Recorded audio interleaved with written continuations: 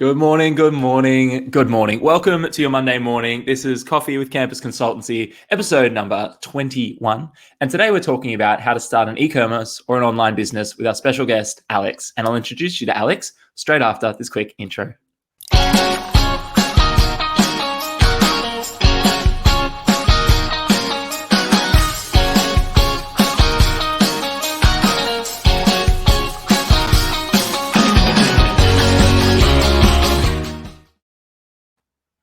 Good morning, good morning, good morning, my friend. How are you? Good morning. Hello, Josh. How are we? Very, very well. Do you want to tell the world very quickly who is Alex?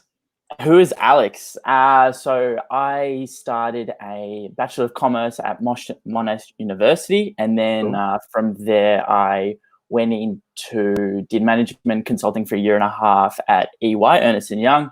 From there, I worked for an entrepreneur called Andrew McKinnon down at Taboo Group. And then throughout all these processes around the time, I've been building 2 e-commerce businesses, one of them of which I've sold, and another one, Hey Bud Skincare, which I'm currently doing now with a few partners. I love it. I love it. And thanks for joining today to talk about e-commerce and online business. It's a crazy world out there. We know it's booming. Like the numbers are ridiculous. It is. So if people are tuning in and they're wondering, their first question is like, what is e-commerce? What is an online business? How does that even work? Maybe as a starting point, how would you describe or define an e-commerce business?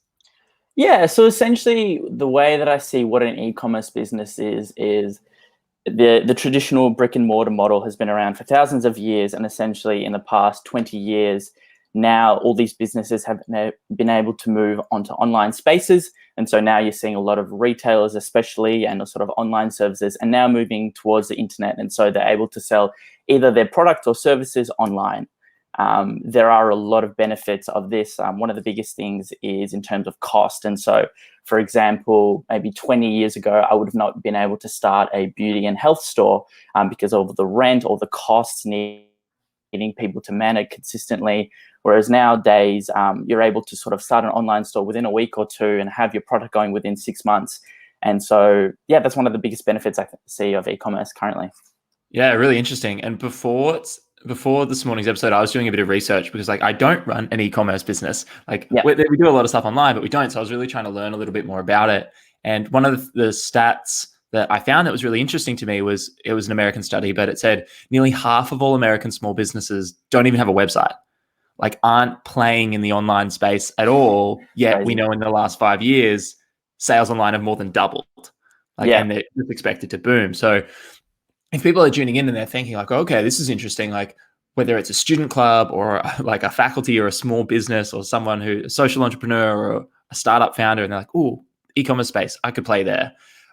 What's step number one? If someone's like, yes, here's my idea, I've got a product or a service, e-commerce sounds like the way. What's the first practical thing that someone does to set up an online store or start selling online? Yeah, absolutely. So I think sort of going on your point, the first question I always ask anyone would be, what is your idea and how do you actually come up with an idea? So I think there's a couple of ways of going about it. One of the ways that people always say is, what problem are you trying to solve with your business? I think that's always a great place to start. One of the tips that I've learned from Greta Van Riel, who's a bit of a Shopify queen here, or an online commerce queen in Australia, is she says, look at the negative reviews of products. So there's a whole bunch of product review websites online. I love that. Reviews. Yep. I've not heard that one before. That's cool. Yeah. And then so you can just look at these negative reviews of these products and then figure out how you can actually then solve that problem. So that's one of the ways I always look at it. Another ways which I find really useful is looking at trend websites. So there's one in particular. So I'm trying to get really practical here for your audience, which is trendhunter.com. And these websites show what are the latest trends, what are the people doing overseas, and especially one of the biggest things that I found is there's a massive flow-on effect and a delayed effect from America down to Australia. And so we always say that we're around a couple of years behind America. That gap is now shortening because everything is actually moving online. But still, in saying that, there's a lot of technology and a lot of services that always stem from America. And then I guess a question is, how can you then potentially repackage that and bring it down to Australia and present that sort of service? Yeah, cool. Okay, so people And we're always about this too. It says empathy comes before innovation. It's find a real person with a real problem and then find a way to solve it. I love the idea of looking at negative reviews. That's so practical. I think I'm going to use that.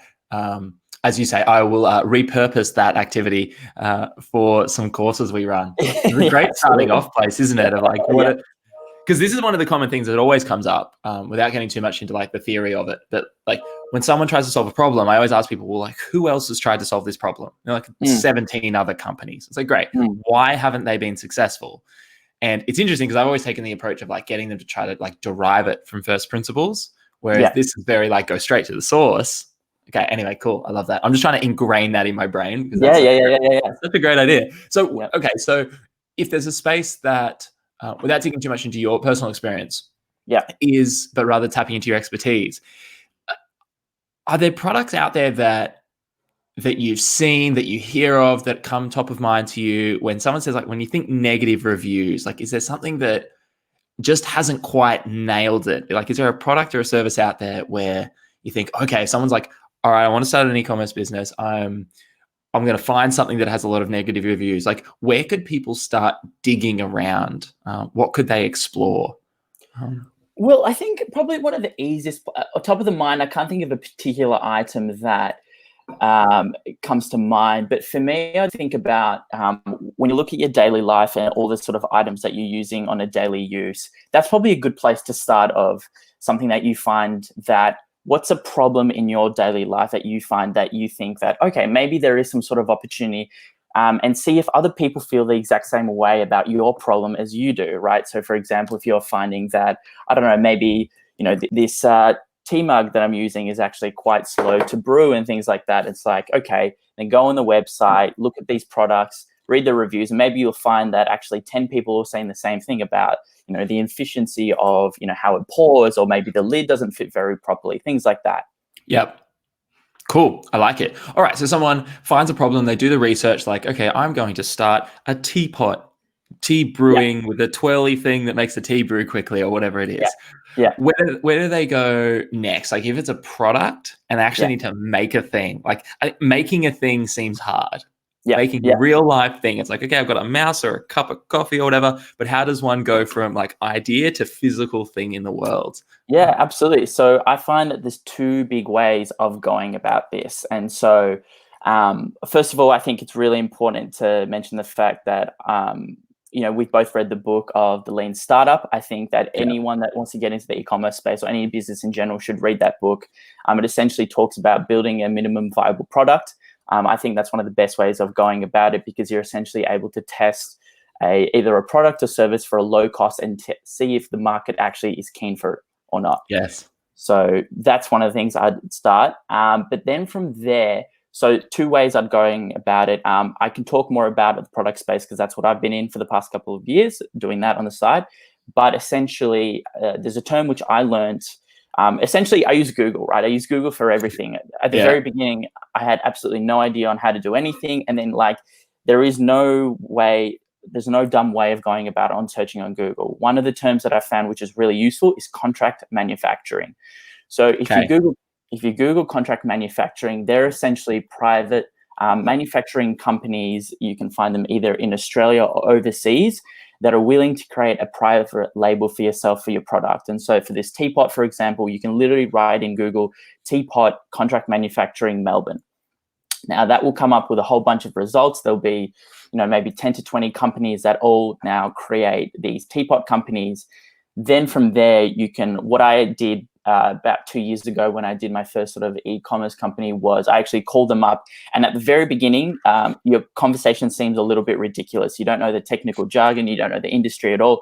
But what you do is every single conversation, you're learning more and more about the particular terms and what sort of measurements you're looking after. And I found that every single call that I was doing, I was learning much more. And then each call, I was refining what I was actually saying and getting closer to what actually I was looking for. Yes. So that's one of the best ways of going about in contract manufacturing if you wanted to, for example, get it done in Australia. Now, the positive of that is that you can get it done here in Australia, but it might be slightly a little bit more expensive. So one of the problems that people have found in the past is that the minimum order quantity of ordering, let's say these teapots could be around 1,000. Now, if you're a student, you might not have, a couple of $1,000s worth for these minimal viable products. Now, you're able to find a couple of companies that might be willing to do maybe 100 or 200 units for you, which would be great. But I think, and also, especially if you're doing some sort of plastic products or glass or anything like that, Alibaba, has become this gigantic behemoth of a company for a reason. And so Alibaba is really good in the sense that you can go and then you can actually do an RFQ and you can write down exactly what you're looking for, all the details about it, click send, and then all of a sudden you'll have about 20 to 30 manufacturers sending out a response to you asking to do a sample with yourself. And so that's one of the best things about it is you then have an option of getting samples from all these different companies and then trying to find one that sort of like fits your ideal product. Yes.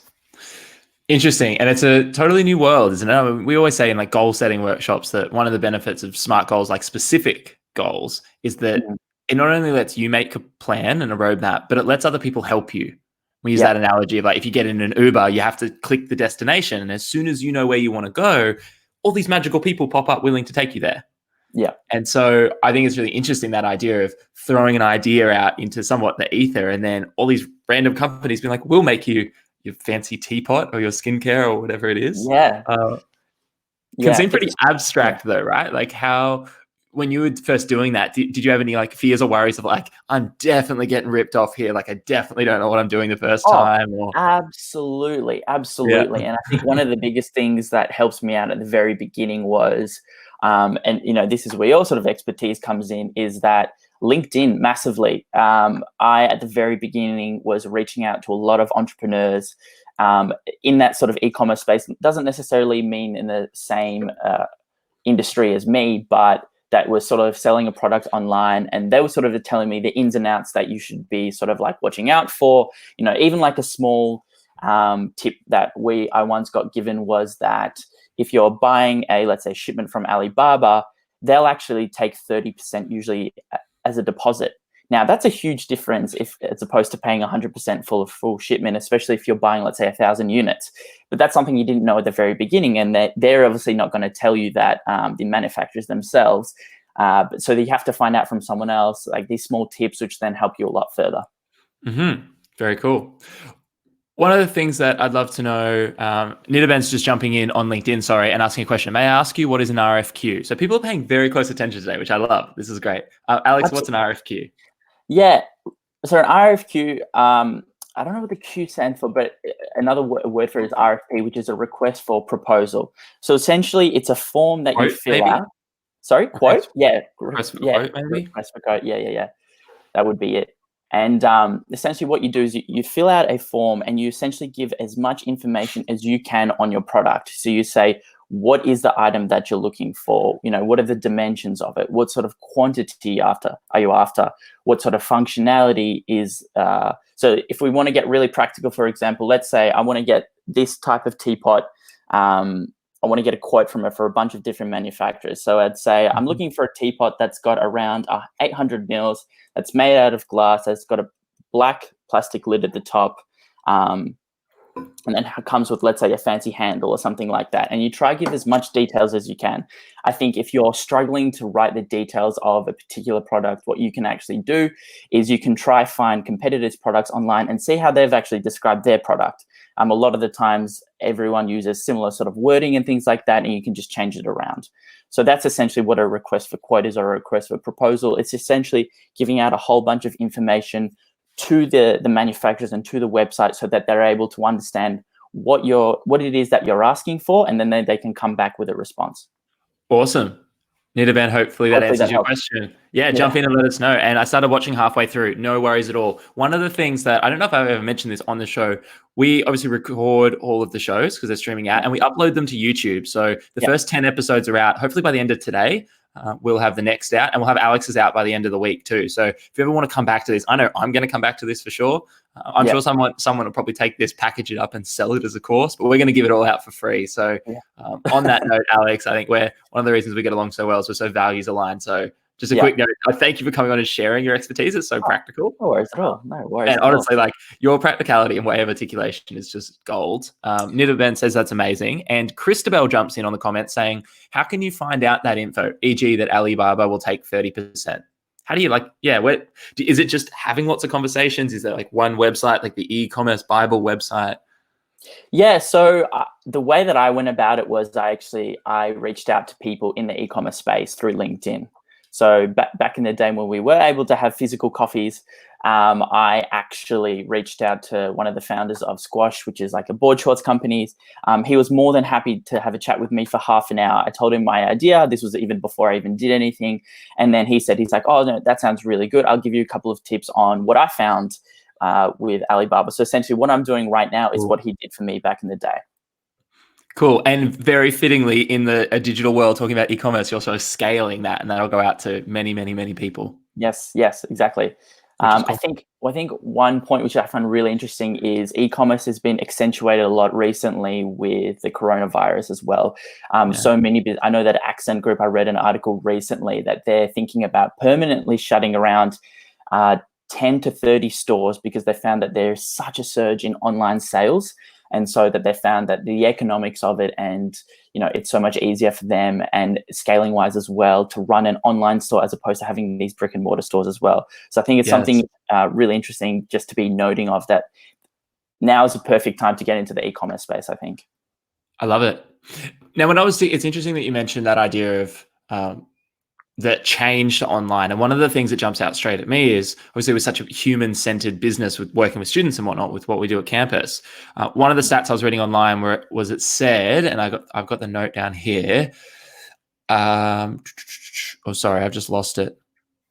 Here we go. Perfect. 80% of people stop doing business with a company because of poor customer experience. And it was sort of talking about that idea that, lots of conversions online aren't successful, but that idea of poor customer experience. So when you're not in a brick and mortar store, when you're communicating through the DM or through reviews or through email, how do you think people can think about building in amazing customer experience, even though it's an online, not that traditional flower shop, barber kind of interaction? Yeah, absolutely. So this is a tip that I got from the 4-Hour Workweek, Tim Ferriss, which absolutely changed our lives when it came to e-commerce, which is this idea of virtual assistants. So there are people, virtual assistants in the world from all around the world, whether it would be Philippines, from America, from Australia, and they essentially work for you because of the economics of it. They work for you for a cheaper rate. And then you can essentially get them to work for you from wherever. And we get them, for example, to do all of our customer service for them. So specifically in our example, 2 of us were working full-time for a long time. And what that means was it allowed us to funnel in the money into the business because we were working. But then on the side, one of the things that we didn't have was time.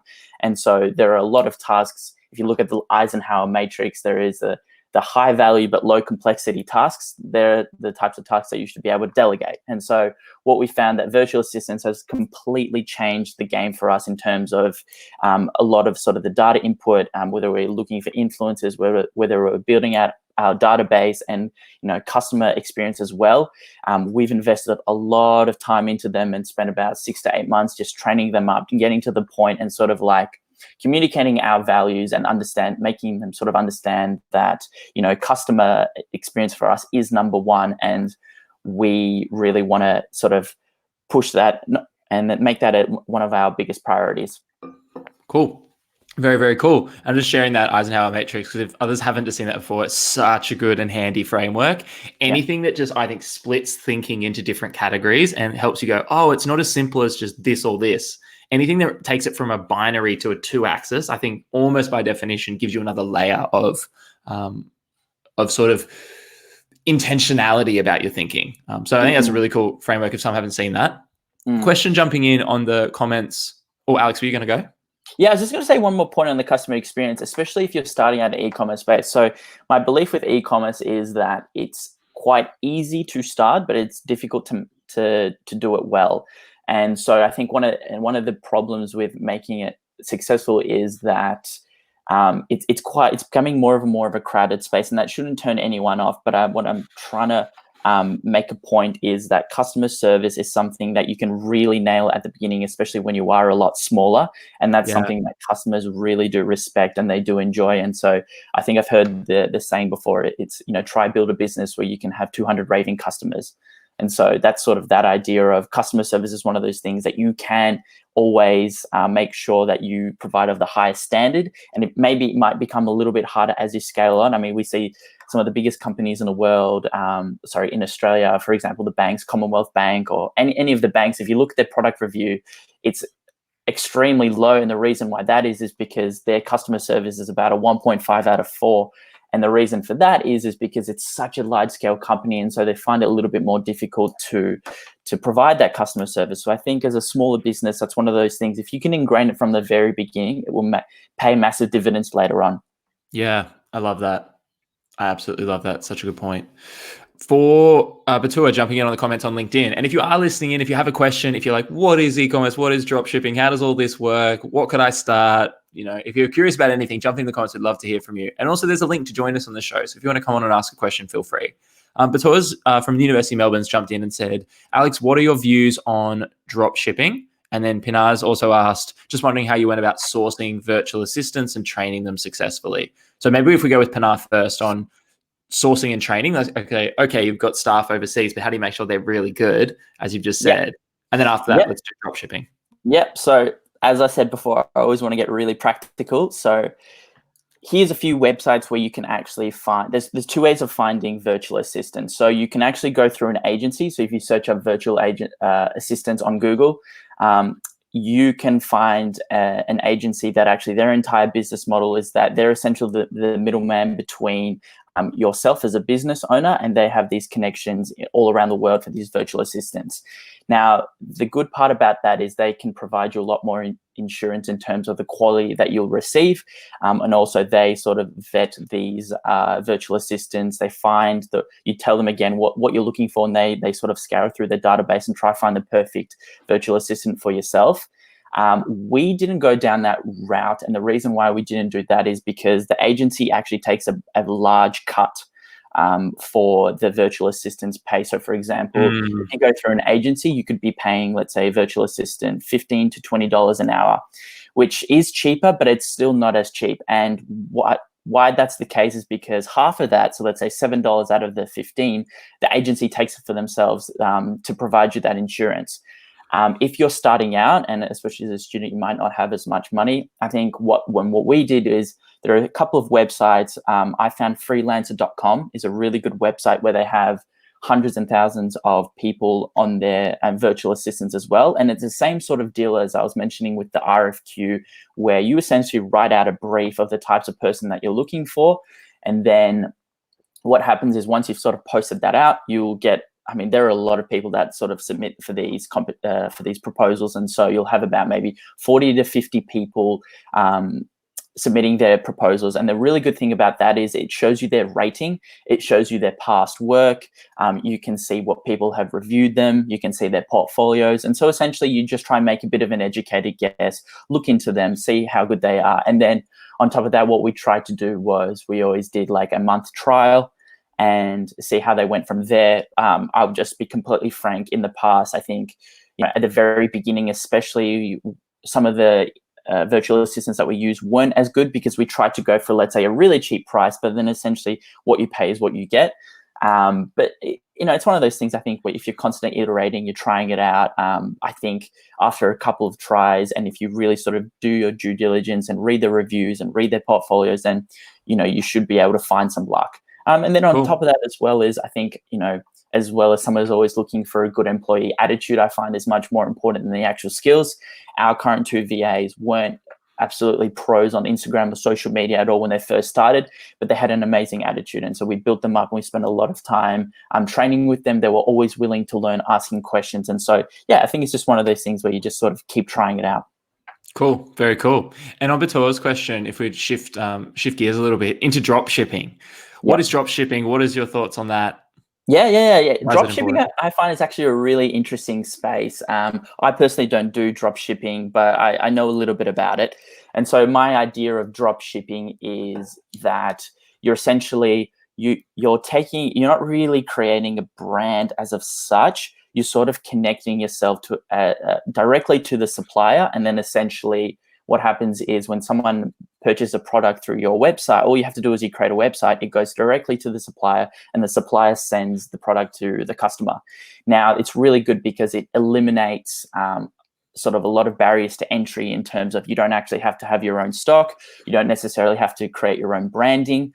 Where there is the sort of the downside of things is you do have a lot less control in the actual product in itself. And so you're creating this partnership with a supplier, and you're hoping that their product, it's not necessarily your branded product, it's their branded product. So I think drop shipping it's a quite an easy way to start in terms of, again, it's a much lower barrier to entry in terms of cost. I think in terms of fulfillment, if you're much more interested in creating a brand and sort of like seeing it grow and having much more sort of, control on one aspect, but also seeing how people react to your brand and growing that sort of fan base, I think then drop shipping is not necessarily the way to go. But Gotcha. I think, yeah.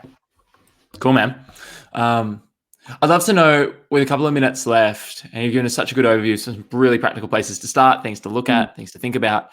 If you were to go back and meet Alex right at the start of this journey, if you were having a coffee with yourself and you were to think, okay, here are some things that you should not do, think about, not spend so much time thinking about. And I'm sort of, one of the ways we'll sort of carry this on is tomorrow, where Belle Lim's on the show, who's amazing. We're going to be talking about sort of like risk and confidence and how do you sort of launch something into the world.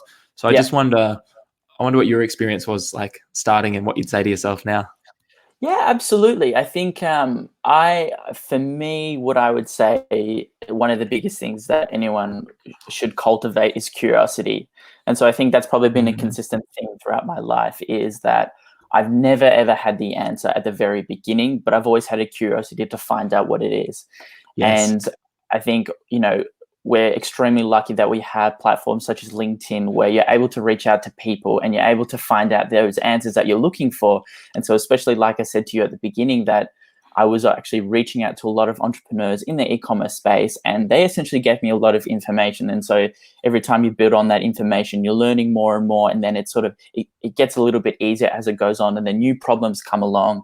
And so probably that's probably one of my biggest tips, is just constantly having that curiosity. I think also, and then you've got all the classic cliches of, you'll come across problems weekly, and then I'd say not to be too turned off by them, because the flip side is it's so much more fulfilling once you get over those hurdles, and it makes it feel that much better, as opposed to it feels just a simple road the whole way. Then, probably wouldn't be that exciting.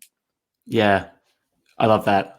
I love the idea of curiosity too. One of the things that helped me right at the start was I was like, okay, if I'm going to go into this space where people run and start their own businesses, I was like, how many people do I know who do that? Like, how many people do I know personally? I was like, basically no one, like 3 people, 2 people. So it's like, okay, I'm going to get around where these people are. I'm going to go to where these people kind of go. So I literally Googled, where do entrepreneurs hang out in Melbourne? That was the Google. And then it was like meetups. I was like, okay, I'll go to a meetup. And like, I went there. And then when I was there, it was a little bit more of that proactive of going, okay, now that I'm here, someone to speak on a panel. And I would just like send fan mail. After I saw someone on a panel or at an event, or I read their book or I watched their TED talk, I'd send them a message and I'd just say like, hey, I've listened to it, I really appreciate it. Like, here's something I got out of it. And then if I was like feeling a bit bold, I'd be like, here's a question I have for you, to try to see if they'd respond.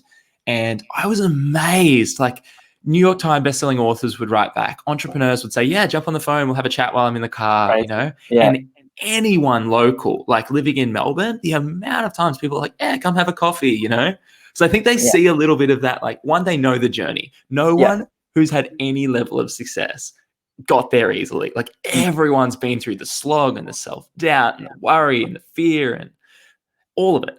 And so I think they see that. Someone said to me once, lifeboat survivors recognize each other instantly. And so that idea of like people who, whether they've been through something or they're about to go through something, I think there's that little bit of a like admiration and respect, and well, even just I think it's really probably important and worth mentioning of how we actually first met. Oh, that's so true. Actually, yeah, that's funny. Exactly. So I'll give you a quick story on that. So I actually, when Josh was 1 month into his business at campus consultancy, he wrote a really long paragraph that I felt quite inspired by, about your journey, that you were traveling for 2 years and all these sort of like epiphanies that you had along the way. And so I essentially reached out to Josh and asked him for a coffee. He was more than willing to.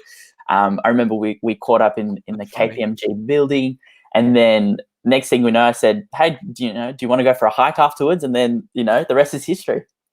That's so funny, wasn't it? I remember exactly when we left that conversation. I was like, we need to move this from like a semi-professional networking conversation into a friend zone conversation very quickly. It's funny, like people, they believe what you believe, and you find people on the path. I think it's not only sometimes where networking can be bad is, I always say that the number one thing people screw up in networking is they think about what they can take, not what they can give. Always take. And that's the problem. If you go to an event going, I'm going to take as much from this as possible, I actually think that's wrong. I think you should go there and give and ask and probe and be curious, and then you will get more out of it. But it's the opposite. Everything in business is the opposite of how it's presented normally. And so absolutely, that was one of the things you're so good at this, and you still are today. Of all the conversations we've ever had, today our ratio of you speaking versus me speaking is the highest it's ever been. You're so good at asking questions. You're so curious, and I like to talk. So it but. So it's been nice it's been really nice today, even just on a personal note, just like there's so much that people, I mean, how long have you been into this journey since you first sort of had the idea of the businesses that you run and sell and now actively manage? So I was doing it on the side for a long time, but like 3 years ago. Yeah. Cool. Right. Wow. Time flies. But even like in that, to be 2 or 3 years into a journey, you've already got so much to share and give. And one of the things, I guess, I got this from Scott Harrison from Charity Water, who I talk about all the time.